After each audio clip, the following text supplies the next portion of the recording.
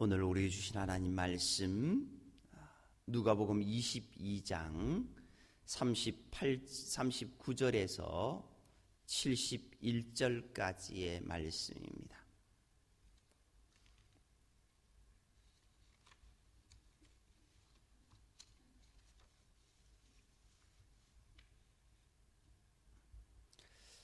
누가복음 22장 39절에서 71절까지의 말씀입니다. 오늘 말씀은 최후의 만찬, 성만찬을 마치신 주님께서 제자들과 함께 습관을 쫓아 감람산에 가셔서 이제 자신의 십자가의 문제를 놓고 피땀 흘리면서 기도하시는 내용이 46절까지 나타나고 있습니다. 이제 그때에 가룟 유다가 대제사장들과 서기관들과 함께 와서 예수님을 체포하는 가룟 유다의 배반의 모습이 53절까지 나옵니다. 그리고 54절부터 62절까지의 말씀은 예수님께서 대제사장의 집에 끌려가 신문을 받으시고 이제 이를 지켜보던 베드로는 예수님을 3번 부인한 후 자기의 잘못을 알고 대성통곡하는 모습이 그려집니다.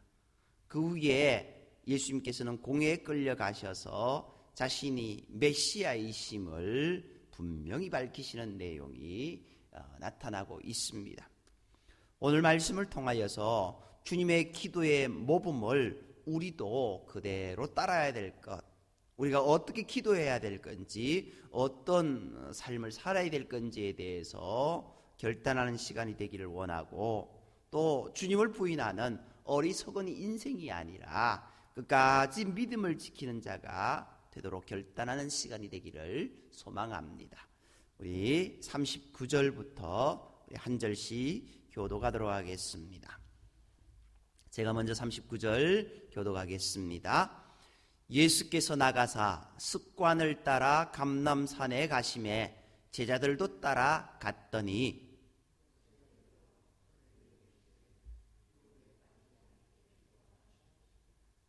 그들을 떠나 돌 던질 만큼 가서 무릎을 꿇고 기도하여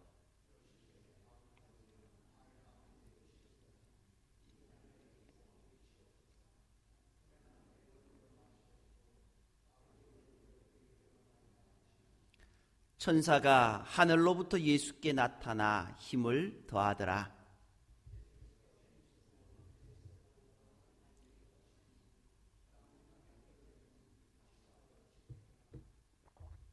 기도 후에 일어나 제자들에게 가서 슬픔으로 인하여 잠든 것을 보시고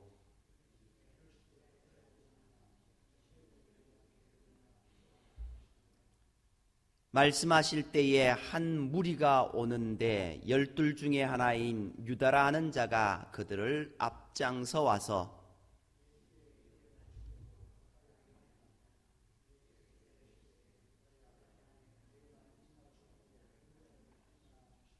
그의 주위 사람들이 그 된 일을 보고 여짜오되 주여 우리가 칼로 치리이까 하고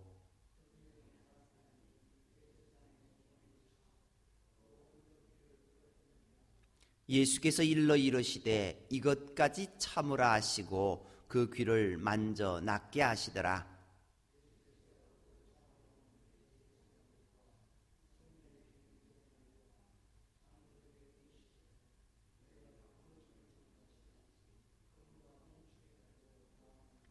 내가 날마다 너희와 함께 성전에 있을 때에 내게 손을 대지 아니하였도다.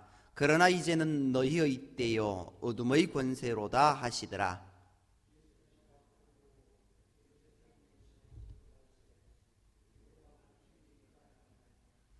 사람들이 뜰 가운데 불을 피우고 함께 앉았는지라 베드로도 그 가운데 앉았더니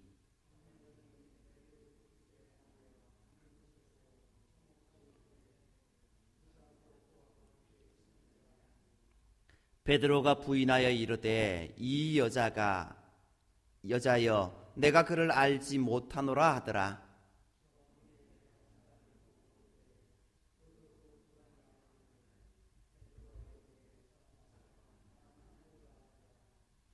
1시간쯤 있다가 또 한 사람이 장담하여 이르되 이는 갈릴리 사람이니 참으로 그와 함께 있었느니라.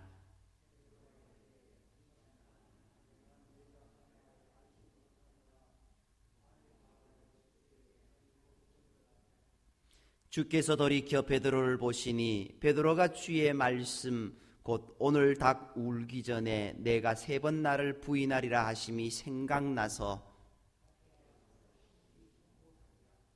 지키는 사람들이 예수를 희롱하고 때리며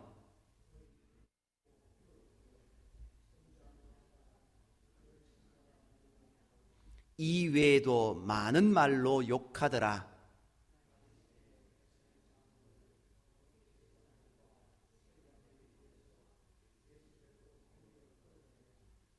이르되 내가 그리스도이거든 우리에게 말하라. 대답하시되 내가 말할지라도 너희가 믿지 아니할 것이요 그러나 이제부터는 인자가 하나님의 권능의 우편에 앉아 있으리라 하시니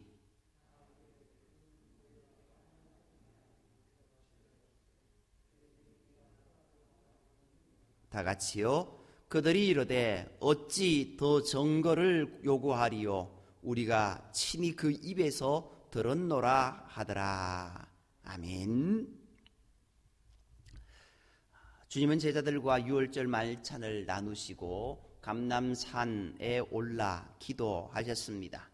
십자가를 바로 목전에 둔 예수님의 기도는 여느 때와는 다른 기도라고 할 수 있습니다.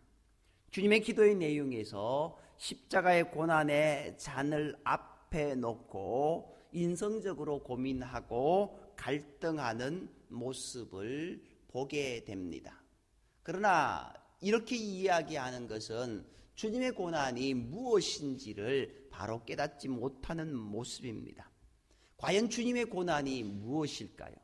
우리가 생각할 때는 십자가에서 달려 고통당하시는 모습, 육체적인 한계를 겪으시며 고통당하시는 모습, 이 고난의 잔이 지나가게 해달라고 기도하는 그런 의미로 우리가 많이 이해합니다. 과연 그것이 주님의 고난이셨을까요? 그것은 우리 사람이 인생이 생각하는 고난의 의미입니다. 그러나 주님의 고난은 그 고난이 아니었습니다. 아버지 하나님의 침묵이었습니다. 사랑하는 아들을 내어 죽기까지 우리에게 주신 그 하나님의 사랑, 그래서 우리에게 주실 수밖에 없는, 죽기까지 주실 수밖에 없는 그 하나님, 그래서 침묵할 수밖에 없는 그 하나님의 그 고뇌, 그것을 아셨던 주님입니다.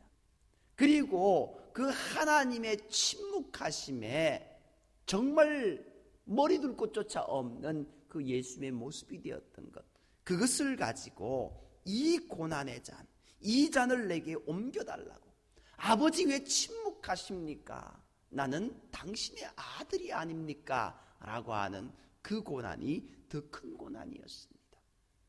육체적인 고난에 힘들었다고 한다면은 예수님은 이제 뒤에 나오겠지만 쓸개탄 포도주, 어찌 보면 마취제라고 하는 그것을 마셨을 수도 있을 겁니다. 우리가 육체적 고난이 있으면은 진통제를 먹고 그리고 맞습니다. 예수님께서 그 육체적인 고난에 힘겨웠다고 한다면 그것을 마셨을 수도 있습니다. 그러나 여기서 말하는 고난은 그 고난이 아니라는 겁니다. 사랑하는 아버지 하나님이 침묵하심, 사랑하는 아들이 고통당하고 그렇게 죽음으로 내몰리는 가운데 침묵하실 수밖에 없는 그 하나님의 마음을 아시는 예수님, 그렇기에 그 마음, 찢어지는 마음을 아버지께 기도하고 있는 겁니다. 이제 감람산에서 기도하신 예수님이 그의 제자들과 함께 말씀하실 때에 한 무리가 유다를 따라 올라옵니다. 대제사장들과 그 권속들이 가룟 유다를 앞세우고 예수님을 체포하러 온 겁니다. 예수님의 제자 중 하나가 악한 무리들이 몽둥이와 금을 들고 나타나자 대제사장의 종의 귀를 금으로 내리칩니다. 그리고 예수님은 그들에게 체포되어 대제사장의 집으로 끌려갔습니다. 우리는 최후까지도 비폭력 무저항을 주장하시며 원수까지도 구원하시기 위해 인내하시는 주님의 모습을 보게 됩니다. 오늘 예수님께서 붙잡히기 직전에 겟세마네 동산에 하신 기도는 성경에 기록된 모든 기도문 중에 가장 위대한 기도문입니다. 예수님은 이 기도문을 통해서 주께서 가르쳐 주신 기도문대로 기도하는 것이 어떤 것인지를 보여주었습니다. 아버지의 원대로 되기를 원합니다. 내 원대로 마시었고 아버지의 원대로 되기를 원합니다. 사랑하는 아들이 가장 귀한 일, 할 수 있는 가장 귀한 일은 아버지의 일을 하는 겁니다. 아버지의 뜻을 세우는 겁니다. 그렇기에 이 기도는 모든 기도 중에 가장 으뜸이 되는 기도고 우리가 따라가야 될 기도다라는 것 우리가 깨달아야 됩니다. 예수님 자신은 성삼위 한 분이신 하나님이시지만 인류의 죄를 대신하여 고난받으셔야 하는 자리이므로 우리와 똑같은 사람으로 고난받으셔야 됩니다. 우리처럼 고통을 느끼고 우리처럼 그 고통 앞에서 불안에 떨며 갈등하고 고민하는 연약한 사람으로 고난을 받으셔야만 합니다. 그러므로 예수님은 지금 당장이라도 심장이 터질 것 같은 고통 속에 있습니다. 더구나 예수님은 십자가의 고통이 어떤 것인지 누구도 잘 압니다. 십자가를 마시는 이 잔이 어떤 잔인지 너무나 잘 압니다. 그러므로 이 고난을 앞두고 예수님은 더욱 고민에 빠질 수밖에 없습니다. 할 수만 있으면 이 잔을 거두어 달라는 예수님의 이 기도는 어찌 보면 인간 예수님의 솔직한 고백이다라고 이야기할 수 있습니다. 그러나 앞에서 말씀드렸듯이 또 다른 의미도 그 속에 들어가 있다라는 것을 우리가 깨달아야 됩니다. 아무튼 이 말씀 가운데 기도 가운데 세상 만민을 구원하시려는 아버지의 뜻이 이루어지게 해달라는 그 모습, 너희는 먼저 그의 나라와 그의 의를 구하라고 하신 그 말씀 그대로의 기도의 모범을 우리에게 보여주고 있습니다. 우리도 마땅히 내가 해야 하는 일이 있다면 어려움이 있더라도 그 일을 외면하지 말아야 될 줄 믿습니다. 예수님은 그 길을 묵묵히 걸어가셨습니다. 그 일로 주께서 영광 받으십니다. 그리고 그 일로 누군가 도움을 받았습니다. 바로 우리가 도움을 받았습니다. 우리도 그 주님의 일을 동일하게 행해 나가야 될 줄 믿습니다. 그때 주님이 영광 받으시고 우리의 그 자그마한 일들로 인하여서 또 다른 자가 은혜를 입게 될 것입니다. 예수님께서 땀에 피가 섞여 나오는 극도의 그 두려움과 갈등의 기도를 드리고 있을 때 제자들은 모두 깊은 잠에 빠져 있었습니다. 그래서 부득이하게 하늘에 있는 천사들이 내려와서 예수님의 기도를 돕는 역할을 하는 모습을 보게 됩니다. 그렇게 3년 동안 동고동락하면서 함께 행했던 제자들, 그러나 주님의 마지막 밤에 그들은 다 잠들었습니다. 우리가 주님을 따라간다라고 그렇게 고백하지만 우리의 이 행동이 어떤 모습, 우리의 삶의 모습이 어떤 모습인가? 오늘 우리가 이 잠들어 있는 제자들의 모습은 아닌가? 우리가 깊이 생각해 보아야 됩니다. 이제 곧 예수님은 엄청난 고통의 시간을 지나시게 되겠지만 제자들 역시 엄청난 시험의 시간을 지나야 합니다. 그런데 자기들 앞에 어떤 일이 닥칠지 알지 못하는 제자들은 그저 슬픔과 피곤을 이기지 못해 깊은 잠에 빠져 있습니다. 만일 우리 앞에 어떤 일이 닥칠지를 미리 안다고 한다면 우리가 그 일에 앞서 시험에 들지 않도록 기도할 수 있을 것입니다만, 우리들 중 누구도 바로 앞에 어떤 일이 일어날지 아무도 모릅니다. 언제 어떤 일로 우리가 시험을 당하게 될지 알 수 없습니다. 그러므로 우리는 시험에 들지 않도록 항상 기도에 힘써야 됩니다. 주님의 마지막 말씀이 그 말씀입니다. 어찌하여 자느냐? 너희들 앞에 닥칠 일들이 큰 문제가 싼더미처럼 그렇게 밀려올 터인데 어찌 자느냐? 그 일들로 인하여서 시험이 너희들에게 있을 것인데 이제 일어나 기도하라. 시험에 들지 않게 기도하라고 하시는 이 말씀을 우리에게 하고 계시다라는 것. 우리가 주님을 향해 늘 경건한 삶을 살아야 될 것이고, 늘 기도하며 주님의 도우심을, 하나님의 도우심을 구하는 저와 여러분이 되어야 될 줄 믿습니다. 이제 가룟 유다가 예수님을 팔려고 달려오는 모습을 보게 됩니다. 여기 보면은요, 48절에 유다야 내가 입맞춤으로 인자를 파느냐라고 이렇게 이야기하고 있습니다. 입을 맞추는 행위는 친구에게 다정함을 표현하는 인사법이면서 동시에 통치자에게 충성을 표현하는 방법이었고, 거룩한 예배의식에 참여한 성도들이 사구간의 사랑과 신자로서의 동등함을 표현하는 인사법이었습니다. 그래서 바울도 데살로니가전서 5장 26절에서 거룩한 입맞춤으로 서로 문안하라라고 그렇게 명하기도 했습니다. 그러나 본문에 나오는 가룟 유다는 사랑하는 이에게 친근하는 표현의 방식으로 예수님을 배반하는 신호로 삼습니다. 배반의 입맞춤이었다라는 겁니다. 사랑의 입맞춤이 아니라 배반의 입맞춤이었습니다.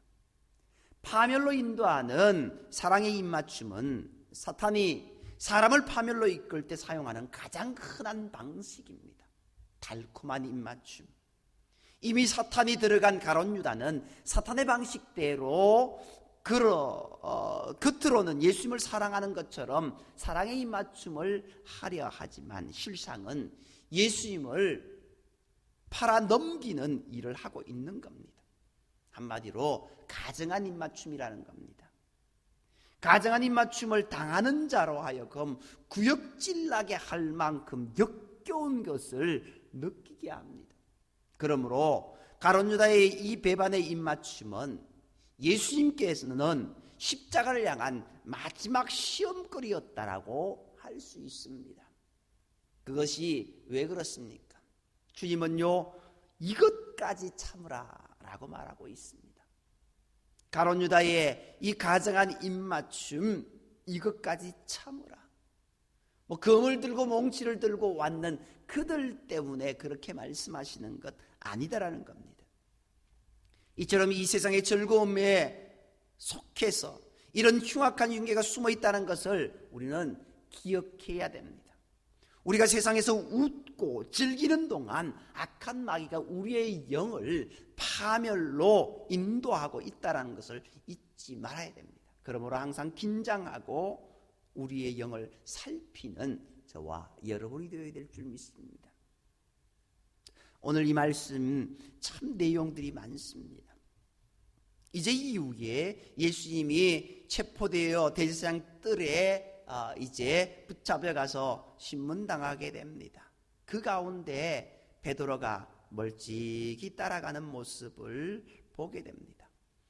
예수님의 체포 직후에 모든 제자들은 살 길을 찾아 도망갔습니다. 그러나 베드로는 수제자답게 끝까지 예수의 곁에 남아있기를 원했던 겁니다. 남몰래 예수의 재판 현장에 찾아간 겁니다. 어찌 보면 베드로의 예수님을 향한 사랑의 일면을 엿볼 수 있습니다. 그러나 예수의 제자라는 주위 사람들의 고발을 듣고 3번씩이나 강력하게 부인하는 모습을 보게 됩니다. 이와 같이 자신의 위험 앞에서 한없이 무기력해지는 인간의 연약한 모습을 베드로를 통해서 볼 수 있습니다. 그것은 베드로의 모습이기도 하지만 동시에 우리 자신의 모습이기도 하다라는 겁니다. 베드로가 3번씩이나 주님을 부인하자 곧 닭이 울었습니다. 닭소리를 통해서 자신의 잘못을 깨달은 베드로는 통곡하게 됩니다. 61절에 보면은 주께서 돌이켜 베드로를 보시니, 베드로가 주님의 그 눈을 보면서 어찌 그 눈을 맞출 수 있었겠습니까? 오늘 우리가 주님을 멀리 떠나고 부인한다고 한다면 주님은 우리를 물끄러미 바라보시면서 눈물 흘리고 계시다라는 것, 그것을 우리가 깨달아야 될 것이고, 이제 그것이 깨달아진다고 한다면 다시금 주님 앞에 무릎 꿇고 회개하는 우리의 모습이 되어야 됩니다. 아니, 절대로 나는 주님을 떠나지 않겠습니다라고 고백했던 베드로의 고백이 우리의 고백 가운데도 있습니다. 그 고백이 있다 할지라도 우리는 연약한 인생인지라 무너질 수 있습니다. 그때마다 우리는 그래도 주님께 다시 돌아오고 주님의 은혜를 구하며 기도하는 모습이 되어야 될 줄 믿습니다. 어떤 시련이나 고난이 와도 주님을 떠나는 인생이 되지 않는 저와 여러분이 되기를 원합니다. 그리고 마지막으로 주님은 신문을 받으시는데 이 신문의 마지막 내용이 어떤 모습입니까? 네가 하나님의 아들이냐? 대답하시되 너희들이 내가 그라고 말하도다. 하나님의 인자되심, 예수님의 인자되심, 예수님의 하나님의 아들 되심이 선포되는 장면입니다. 네가 그리스도냐라고 한 말에 이제는 그리스도라고 하는 말씀을 자신 있게 하시면서 그들로 인하여서 온전히 따라갈 것을 이야기합니다. 그러나 누구도 그 말에 아멘하는 자가 없습니다. 오늘 우리가 예수를 그리스도로 구주로 모셔드리는 모습에 우리의 입술이 아멘이 되어야 될 줄 믿습니다. 참남하도다 라고 이야기하는 것이 아니라 아멘으로 고백하며 내가 주님을 믿습니다라고 고백하며 나아가는 귀한 이 한 시간 되기를, 이 한 주간 되기를, 우리의 삶이 되기를 주님의 이름으로 축복합니다.